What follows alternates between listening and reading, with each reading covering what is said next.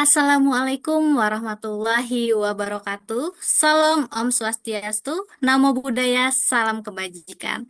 Halo teman-teman ATB Broadcast, selamat datang di program yang menemani perjalanan kita, para pemuda untuk terus bertumbuh dan berdaya. Saya, Lutfia Nur Sidiko, siap menemani kalian di ATB Broadcast episode kali ini dengan tema Bangun Karir dan Personal Branding lewat Kepemimpinan dan Organisasi. Teman-teman, dalam perjalanan membangun masa depan, kita sering mendengar bahwa karir yang kuat dan personal branding yang baik adalah dua hal yang sangat penting. Namun, di balik itu semua ada satu ruang yang sering kali kita abaikan, padahal sangat berpengaruh, yaitu pengalaman kepemimpinan dan organisasi. Banyak dari kita mungkin bertanya-tanya, apakah benar aktif di organisasi bisa membuka jalan karir? Atau bagaimana sebenarnya peran kepemimpinan dalam membentuk citra diri yang profesional? Nah, di episode kali ini kita bakal kupas tuntas bersama-sama. Nah, kali ini kita kedatangan tamu spesial yaitu Kak Ramada Subhani Aden. Dia adalah seorang profesional muda yang perjalanan karirnya sangat inspiratif. Saat ini, Karama berperan sebagai account eksekutif di MPM Rent sekaligus business owner di Tunggal Mandiri Property. Gak hanya itu, dia juga dikenal sebagai top agribisnis graduate yang punya rekam jejak kepemimpinan luar biasa dengan pengalaman luas sebagai mantan kepala suku pertukaran mahasiswa Merdeka serta wakil ketua BEM Fakultas Pertanian di Universitas Lambung Mangkurat. Penasaran kan gimana sih pengalaman dia membangun karir dan personal brandingnya? Langsung saja kita sapa. Halo Karama, gimana kabarnya hari ini? Halo Kak Lutfia, Alhamdulillah baik. Gimana Kak Lutfia? Alhamdulillah. Alhamdulillah baik juga Kak. Senang banget nih kita bisa ngobrol bareng di ATB Broadcast hari ini. Mungkin sambil bincang-bincang santai nih Kak, boleh nggak sih diceritain dulu apa sih kesibukan Kakak belakangan ini? Untuk posisi sekarang sebenarnya lebih aktif menjalani karir ya sekarang sebagai account eksekutif atau bisa dibilang sales di perusahaan salah satu top 5 di dunia rental di Indonesia itu MPM Rent, salah satu perusahaan dari Saratoga Group yang punyanya Sandiaga Uno kalau kita bisa tahu salah satunya gitu. Mungkin kalau yang lain udah mulai dikurang-kurangin gitu loh Kak, karena sedikit lebih fokus ke bidang karir dulu kalau ya, mungkin itu. Oke, memang lagi fokus ke karir dulu ya Kak.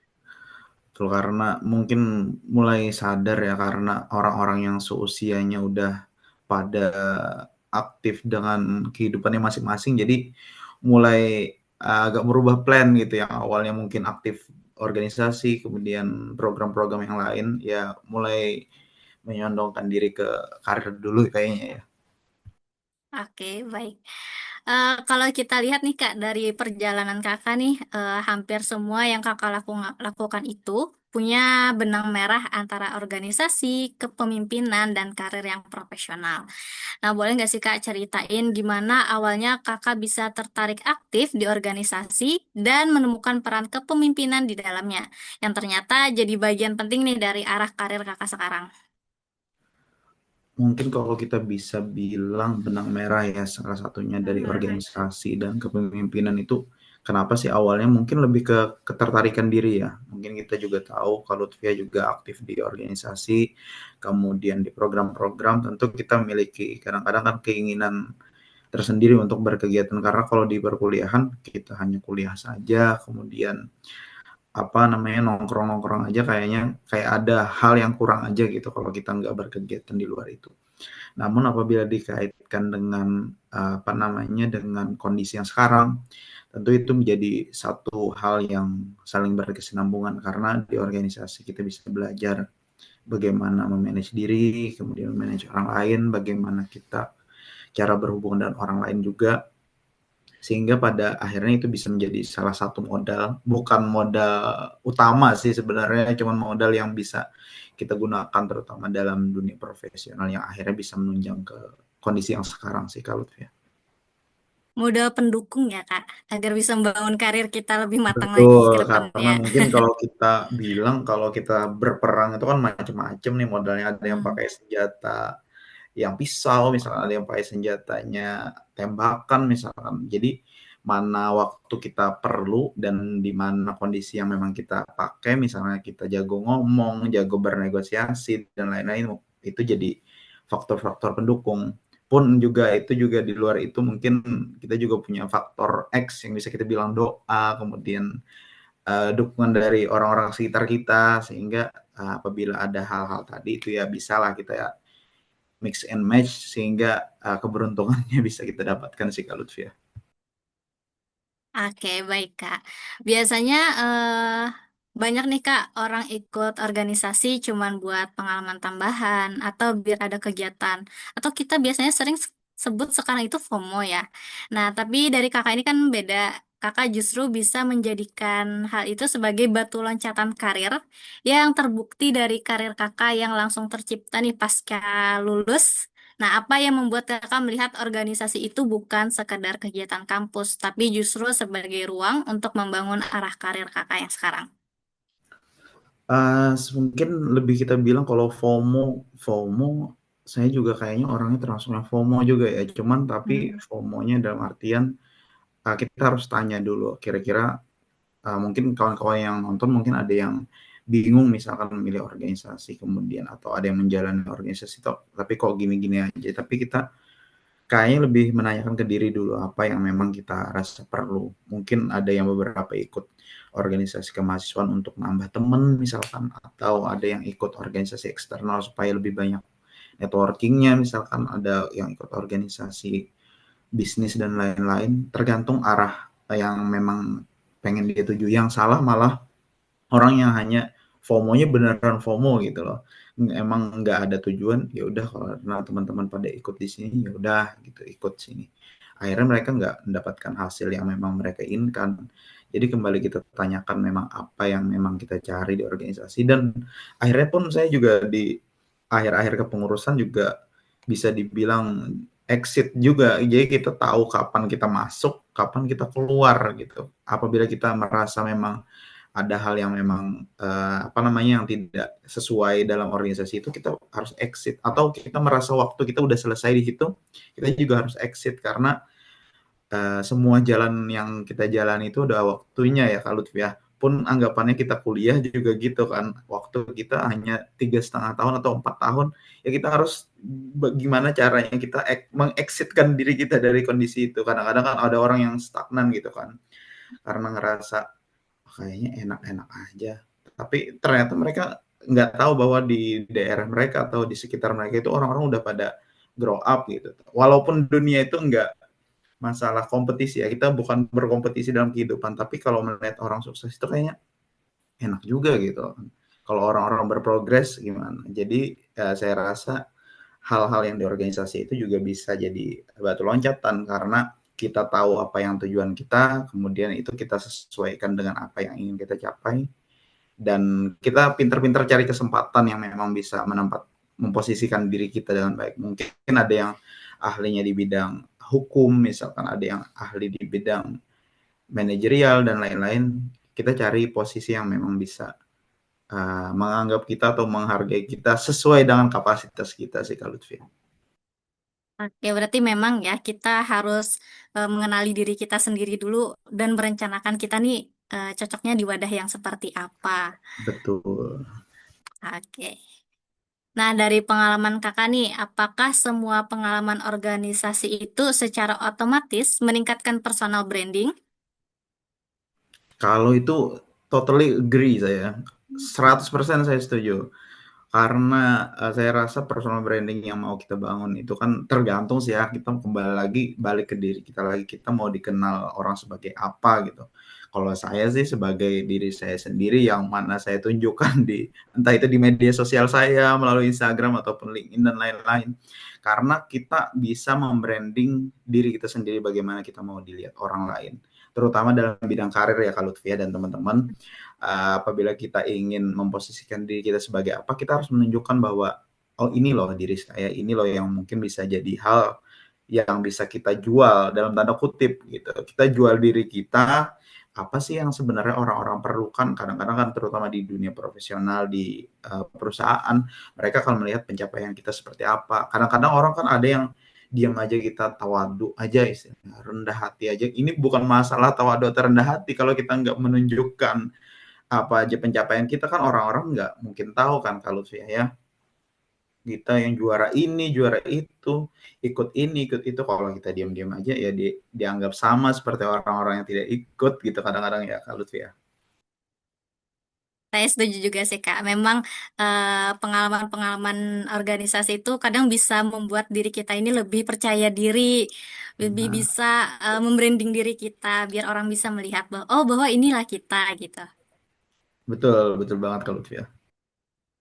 Oke, kalau kita bicara soal membangun personal branding nih Kak. Nah, dari organisasi, apakah langkah paling awal yang bisa mahasiswa lakukan Kak untuk membangun personal branding itu sendiri? Yang pasti, ikut kegiatan. Itu Kak, menurut saya udah jadi step awal. Kita nggak bisa personal branding, hanya berdasarkan, apa namanya, kita menunjukkan bahwa kita seperti ini tanpa ada aksi nyata gitu. Kadang-kadang misalkan ada yang pengen dikenal sebagai orang yang suka di bidang sosial misalkan, ya memang harus ada aksinya dulu. Aksi itu bisa baru kita lakukan branding dengan aksi tadi. Apabila kita tidak ada aksi, saya rasa itu jadi satu masalah. Pun artinya kita mau mencari aksi, salah satunya ya ikut organisasi. Kadang-kadang organisasi yang memang mewadahi kita bisa berkembang, bisa mewadahi kita untuk berkegiatan dan lain-lain, sehingga di kegiatan itu yang kita bisa show up kepada ke media terutama untuk bisa membranding kita seperti apa. Mungkin itu sih. Ya berarti misalkan kita hanya ikut-ikutan aja tuh gimana nih Kak? Ya kembali lagi sih, kembali kalau ke saya sih ke tujuan awal gitu ya. Kalau ikut-ikut, Hmm, kalau misalkan mungkin ada beberapa orang yang mungkin ikut-ikutnya bareng, hmm, mungkin mereka memiliki keinginan atau minat yang sama mungkin, tapi hmm. apabila enggak ya itu jadi satu masalah lagi. Kita hanya FOMO kemudian ikut-ikutan orang, kita nggak tahu nih tujuan saya apa. Pada akhirnya juga bingung, mana ya teman-teman saya yang dulu, mana ya tujuan, karena dia bingung nggak ada tujuan apa-apa gitu loh. Akhirnya ya ya walaupun menambah teman mungkin ya, menambah pengalaman Hmm. dan lain-lain, tapi kalau saya rasa kalau memang belum ada tujuan tertentu yang untuk mengikuti satu kegiatan itu jadi masalah lagi gitu loh di kemudian hari gitu sih Kak Lutfi. Ya berarti pokoknya memang kita harus ini ya Kak, harus eh, lebih mengenali diri kita, tujuan kita mau arahnya kemana. Betul, betul banget Kak Lutfi. Kakak nih juga dikenal sebagai sosok yang punya banyak pengalaman kepemimpinan yang terkait dengan pengembangan komunitas. Nah, menurut kakak, bagaimana kepemimpinan itu bisa menjadi bagian dari personal branding seseorang? Kalau kembali karena ini ranahnya saya pengen dikenal orang sebagai orang yang bisa, diandalkan terutama di bidang kepemimpinan, kembali kegiatan yang diikuti juga harus berkaitan dengan itu. Dan kadang-kadang di posisi yang memang ada kesempatan untuk menjadi ketua ataupun, sebagai koordinator, kita harus, memberikan kesempatan kepada diri sendiri. Tidak hanya kadang-kadang kan orang, saling dorong-dorongan gitu kalau ada kesempatan gitu, tanpa menganggap bahwa kesempatan yang ada itu merupakan, kesempatan yang sangat berharga gitu. Dan akhirnya kadang-kadang orang, setelah apa namanya, setelah program atau kesempatan itu selesai, mereka hanya baru sadar gitu loh bahwa, "Kenapa ya saya tidak, mengikuti itu pada saat sebelumnya?" Dan akhirnya ada penyesalan lah gitu. Tapi kalau saya setelah mengikuti beberapa organisasi ataupun program, saya merasa bahwa program-program itu memang, diberikan satu kesempatan yang memang tidak semua orang bisa miliki. Tapi kembali lagi apabila kita pengen, dikenal sebagai orang yang menjadi pemimpin, mungkin juga dalam, apa namanya, dalam beberapa kegiatan, dalam beberapa kesempatan, maka kesempatan itu kita ambil dan kita membuktikan bahwa kesempatan itu memang bisa kita manfaatkan, terutama untuk personal branding tadi dan juga untuk menunjang kemampuan pribadi. Kadang-kadang kalau kita tidak diuji dengan kesempatan yang ada, kemampuan kita itu tidak terasa.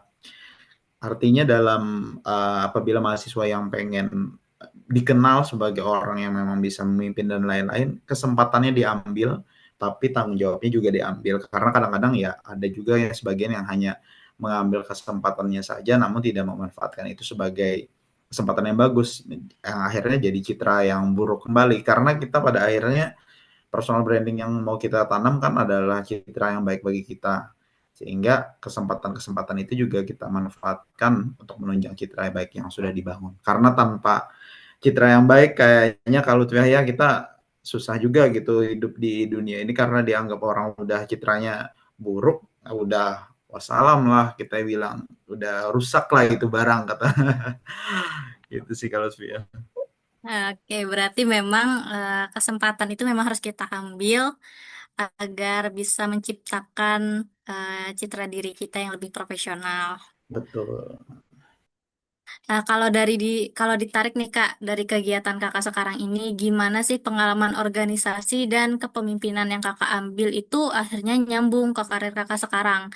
Apakah dari awal memang Kakak nih udah ngerencanain arah karir Kakak nih mau lewat kepemimpinan dan organisasi, atau Kakak justru nih lebih tipe yang ya udah jalani aja dulu dan baru terasa nyambung belakangan ini? Gimana nih Kak? Kalau ini agak berat sedikit ya kalau tuh ya udah sebenarnya keluar dari ranah kuliah ini sudah seperti welcome to the jungle, jungle yang baru gitu. Jadi kalau saya bilang udah sesuai untuk saat ini kayaknya masih belum. Tapi mungkin ini juga jadi salah satu jalan yang mungkin sebelumnya tidak tertebak gitu.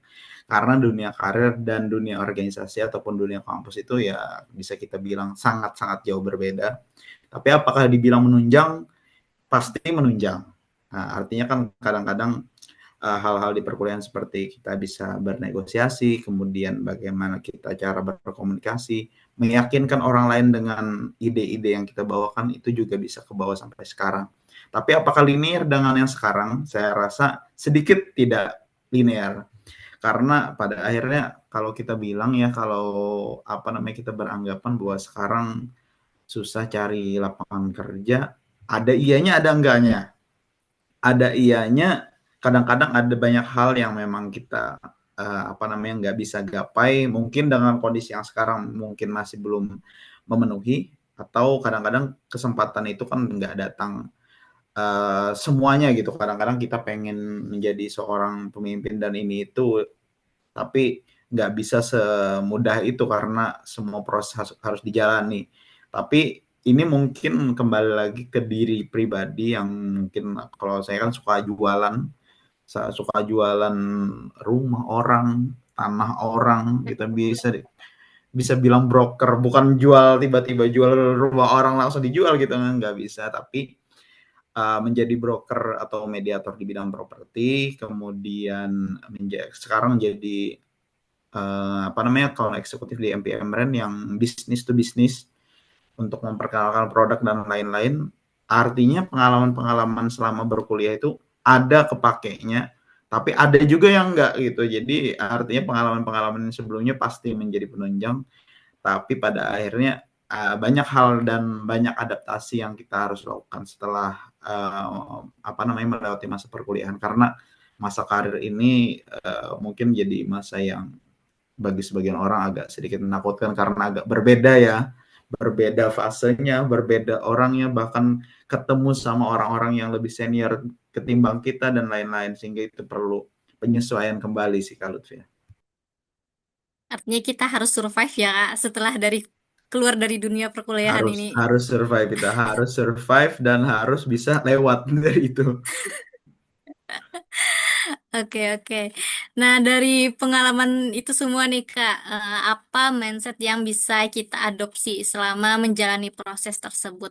Terutama nih dalam menemukan keseimbangan antara pengalaman, kepemimpinan, organisasi, dan karir.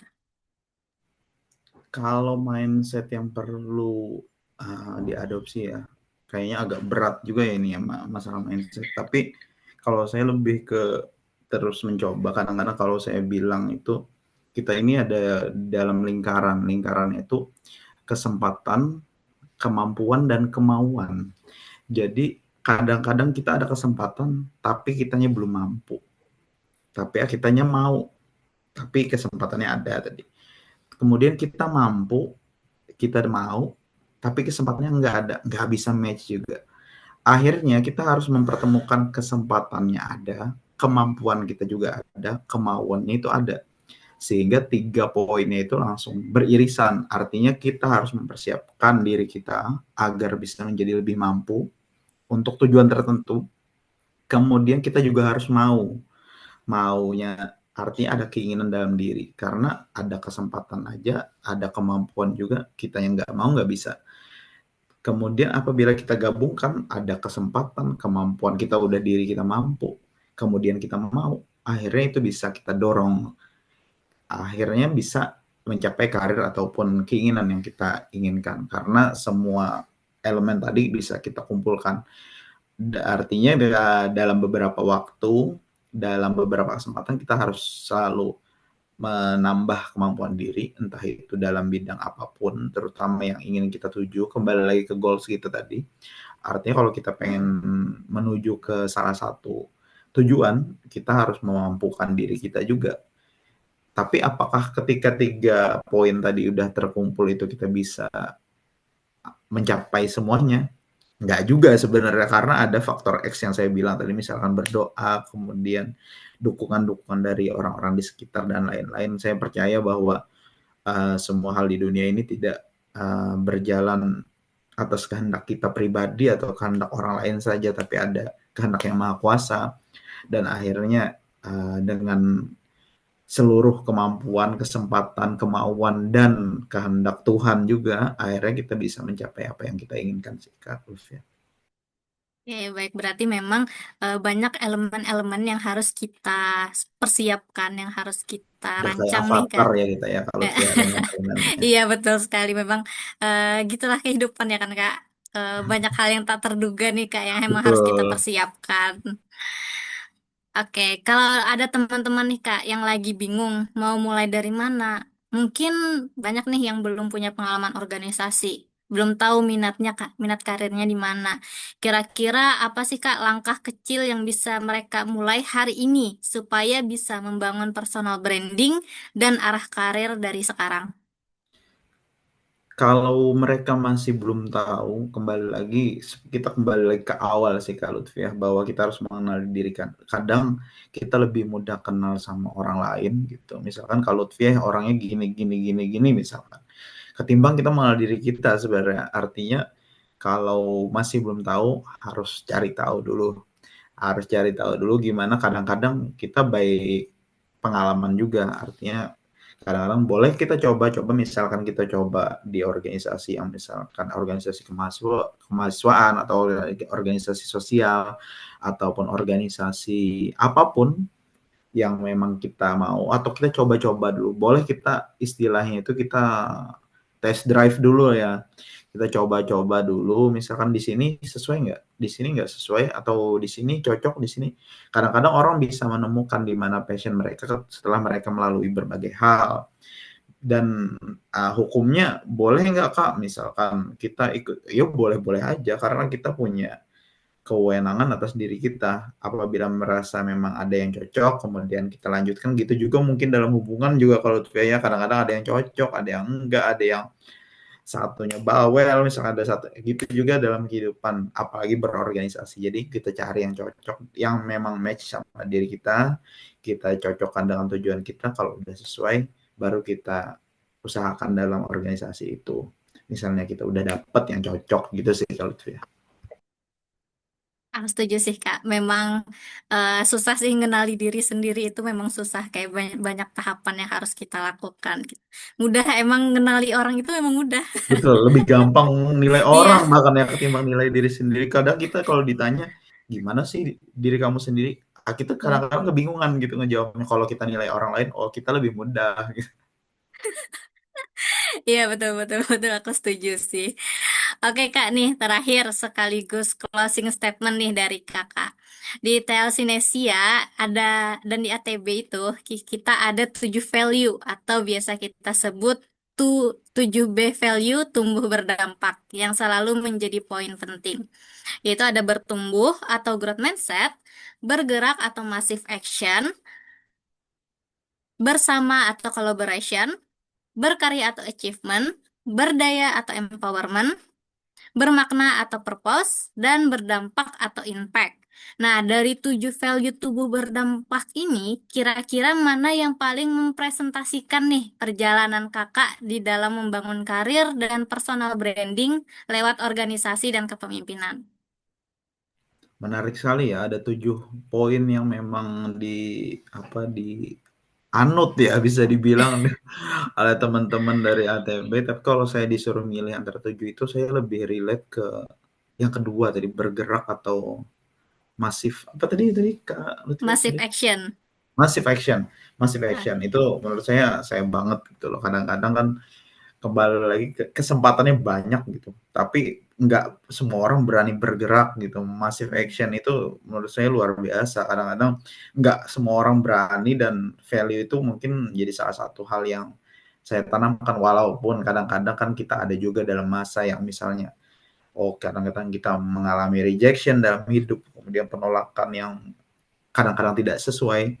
Tapi saya rasa kita harus tetap massive action tadi, bergerak, mencari kesempatan yang ada, dengan kemampuan yang sudah ada, kita masifkan lagi diri kita, sehingga itu bisa jadi hal yang apa namanya, memberikan dampak bagi kehidupan kita. Karena apabila kita massive action, kemudian kita bisa memberi impact, kemudian kita bisa memberikan dampak, kemudian kita bisa membangun kebersamaan dan lain-lain yang mungkin di poin-poin 6 tadi mungkin bisa terjawab dengan massive action sih kalau itu ya.